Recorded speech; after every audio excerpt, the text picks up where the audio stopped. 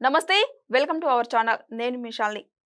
ఇటు తెలంగాణ బీఆర్ఎస్ నేతలందరూ కూడా కేసీఆర్‌తో ఈరోజు భేటీ అయ్యారు. మరి ముఖ్యంగా చూసుకుంటే కాళేశ్వరం ప్రాజెక్టు మీద చర్చించడానికి ఈ రోజంతా భేటీ అయ్యారు. తర్వాత ఇంకా కేసీఆర్ అరెస్ట్ కూడా కాబోతున్నారని మనకొస్తున్న సమాచారం. ఇది ఎంతవరకు వాస్తవమో తెలుసుకోబోతుంది. స్టూడియోలో ఉన్నారు senior journalist doctor Kanakadurga Vadlamani గారు ఉన్నారు. వారిని అడిగి విషయాలను తెలుసుకునే ప్రయత్నం చేద్దాం. నమస్కారం మేడం. నమస్తే అండి. మరి ఇటు పక్క కాళేశ్వరం ప్రాజెక్టు మీద చర్చిస్తున్నారు. మరి మరో పక్కేమో ఇటు బీఆర్ఎస్ నేతలందరూ కేటీఆర్‌తో చర్చ జరుగుతుంది. అసలు ఏం జరగబోతుంది మేడం? ఏం చెప్తారు?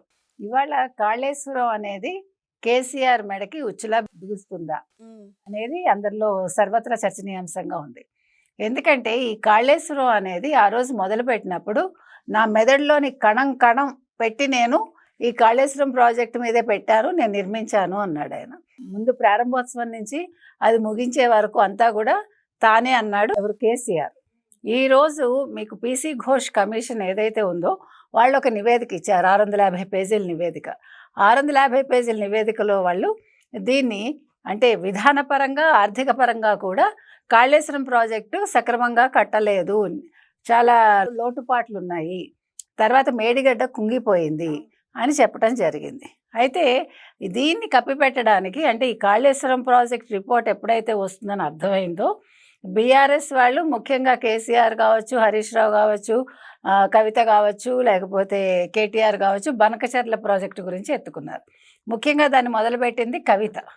కవిత బనకచర్ల విషయం ఎత్తగానే వీళ్ళు తెలంగాణకు అన్యాయం జరిగిపోతుంది, బనకచర్ల వల్ల ఆంధ్ర వాళ్ళు కట్టేస్తున్నారు అనే ఒక రాగం ఎత్తుకునే వాళ్ళు అంటే దాని మీద ప్రజల దృష్టి మళ్లించడానికి ప్రయత్నించారు.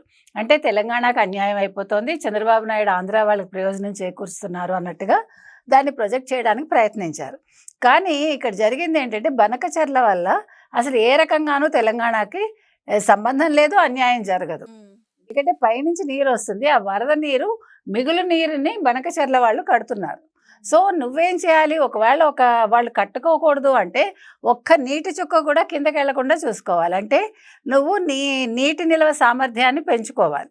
కానీ ఇక్కడ అసలు అది కాదు కదా. ఎప్పుడూ కూడా గోదావరికి వరద వస్తుంది, వరద నీరు పొంగి పొర్లుతుంది, దాన్ని వాళ్ళ బనకచర్ల ప్రాజెక్టు కింద కట్టుకుందాం అనుకున్నాను. సో ఇక్కడ అసలు విషయం ఏంటంటే ఇవాళ పీసీ ఘోష్ కమిషన్ ఇచ్చిన నివేదికలో ఓ పక్క కేసీఆర్, తర్వాత హరీష్ రావు, ఈటెల రాజేంద్ర ముగ్గురు పేర్లు మెన్షన్ చేశారు. వాళ్ళు 4 అధికారుల పేర్లు కూడా మెన్షన్ చేశారు. అయితే ఇవాళ కేసీఆర్ ఏం చేస్తున్నారు, దాన్ని అంతా కూడా అధికారులదే తప్పు, వాళ్లే నిర్ణయాలు తీసుకున్నారని చెప్పడానికి ప్రయత్నిస్తున్నాడు ఆయన. కానీ అంతా కూడా ఇన్ అండ్ అవుట్, లేకపోతే మొత్తం ఆ ప్రాజెక్టు మీద నాదే సర్వాధికారాలు, నేనే గుత్తాధిపత్యాన్ని తీసుకున్నాను అన్నట్టుగా ఆ రోజు మాట్లాడాడు ఆయన.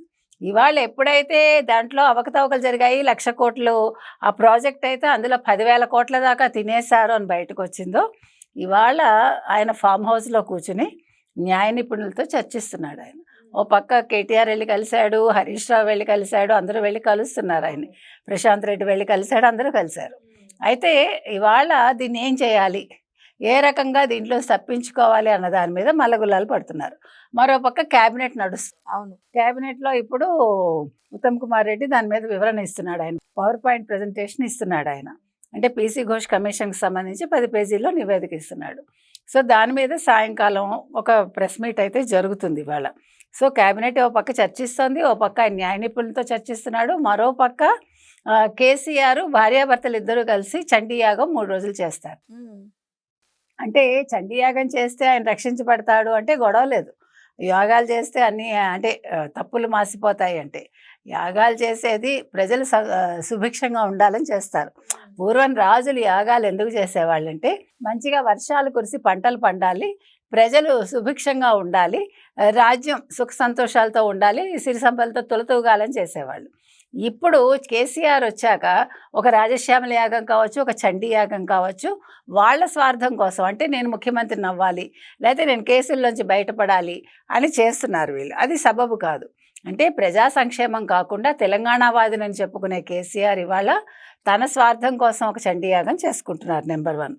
నెంబర్ 2, మీరు ఆంధ్రప్రదేశ్తో పోలిస్తే అక్కడ ఎవరు జగన్మోహన్ రెడ్డి మద్యం కుంభకోణంలో ఇరుక్కుంటే ఇక్కడ కేసీఆర్ గారు కాళేశ్వరం కుంభకోణంలో ఇరుక్కున్నారు. అరెస్ట్ కాబోతున్న వార్తలు వస్తున్నాయి. దాని మీద కేబినెట్ చర్చించాక సాయంకాలం మరి రేవంత్ రెడ్డి గారు ఏం ప్రకటిస్తారో సిట్ వేస్తామని అంటున్నారు. సిట్ వేస్తే సిట్టి నివేదిక ఆధారంగా మరి వాళ్ళు అరెస్ట్ వారెంట్లు ఇస్తారా, ఏం జరుగుతుంది అనేది మనం వేసి చూడాలి. మరో పక్క అసలు ఇవాళ కేసీఆర్ అనే వ్యక్తి ఒక చంద్రబాబు నాయుడు గారు ఒక క్యాబినెట్లో ఆయనకి పదవి ఇవ్వలేదని చెప్పి బయటకు వచ్చి తన స్వార్థం కోసం తెలంగాణ అనే ఒక అంశాన్ని లేవనెత్తి తెలంగాణ పార్టీ పెట్టి ఆయన తెలంగాణ ప్రజల కోసం నేనని చెప్పుకుంటూ 10 ఏళ్ళు ముఖ్యమంత్రిగా చేసి అవినీతిలో ఆయన ఇవాళ కూరుకుపోయి ఇవాళ కాళేశ్వరం అనేది అసలు ఎందుకు కట్టాడు ఆయన. అక్కడ ఇంకొక విషయం ఏంటంటే కాళేశ్వరం ప్రాజెక్ట్ అసలు అక్కడ కట్టద్దు అని చెప్తే మేడిగడ్డ ఇవాళ కుంగిపోవటానికి కారణం కేసీఆర్. ఎందుకంటే అక్కడ నేల సరిగా సర్వే చేయలేదు వాళ్ళు, కమిషన్ నివేదికలు పట్టించుకోలేదు, ఇవేవి చేయలేదు. సొంతంగా నిర్ణయాలు తీసుకున్నాడు ఆయన. కాబట్టి అంటే తన స్వార్థం కోసం ఒక చంద్రబాబు నాయుడిని ఆయన ఎప్పుడూ కూడా ఎప్పుడైతే తనకు కష్టం వస్తుందో అప్పుడు చంద్రబాబు నాయుడిని ప్రొజెక్ట్ చేయడానికి చూస్తాడు తెలంగాణలో. ఇది ఆయన ఆంధ్రావాది, ఆంధ్ర వాళ్ళ కోసమే చేస్తాడు, తెలంగాణ వాళ్ళకి అన్యాయం చేస్తాడు అన్నట్టు మాట్లాడడానికి చూస్తాడు. కానీ చంద్రబాబు నాయుడు ఏ రోజు అలా చేయలేదు. ఇంకొక విషయం ఏంటంటే ఆయన 4వ ముఖ్యమంత్రి అవ్వగలిగారు. కానీ ఇవాళ 2 సార్లు అయ్యాక మీరు ఏ తెలంగాణ పేరు చెప్పుకొని మీరు ప్రజల్లోకి వెళ్ళారో ఆ తెలంగాణ వాళ్ళు మిమ్మల్ని ఓడించారు. ముఖ్యంగా ఊళ్ళల్లో ఓడిపోయాడు కేసీఆర్. అదేవిధంగా జగన్మోహన్ రెడ్డి కూడా. వీళ్ళిద్దరూ ఏమనుకున్నారంటే ఆయన 20 ఏళ్ళు ఈయన 20 ఏళ్ళు, అయితే ఆయన 30 ఏళ్ళు ఈయన 30 ఏళ్ళు ఉంటామని అనుకున్నారు. అనుకుని అవినీతిలో కూరుకుపోయారు వాళ్ళు. ఇవాళ వాళ్ళని ఎవరు కూడా కాపాడలేరండి. అంటే గురు శిష్యులు ఇద్దరు కూడా ఏకోన్ముఖంగా వెళ్తున్నారు. అంటే ఇద్దరు కూడా చక్కగా అవినీతిలో కూరుకుపోయి నా జైలు ఎక్కడంటే నా జైలు ఎక్కడ అని వెతుక్కుంటున్నారు వాళ్ళు. సో మరి ఎవరి జైలు ఎక్కడుందో, ఎవరి జైలుదారు ఏంటో మరి త్వరలోనే కమిషన్స్ తేలుస్తాయి. మరి ముఖ్యంగా మన తెలంగాణ సీఎం రేవంత్ రెడ్డి గారు ఎలాంటి చర్యలు తీసుకోబోతున్నారంటే? ఆయన ఏం చర్యలు తీసుకోవాల్సింది లేదండి. ఇప్పుడు కమిషన్ నివేదిక ఏది ఉందో దాన్ని ప్రజల ముందు పెడతారు. సిట్ వేశారనుకోండి, సిట్ వేస్తారా మరి సిబిఐకి అప్పగిస్తారా, ఏం చేస్తారు అనేది మనకి సాయంకాలానికి ఒక తీర్పు వస్తుంది. రేపటికి మనకి క్లియర్ కట్గా అన్నీ తెలుస్తాయి. దాన్ని బట్టి కేసీఆర్ భవితవ్యం అనేది ఉంటుంది. సో ఇదంతా చూశారు కదా, కాళేశ్వరం ప్రాజెక్టు మీద ఇప్పుడు కేసీఆర్ కూడా త్వరలోనే అరెస్ట్ కాబోతున్నారని మనకు వస్తున్న సమాచారం. ఏం జరుగుతుందో నెక్స్ట్ వీడియోలో అయితే తెలుసుకుందాం. Thank you madam.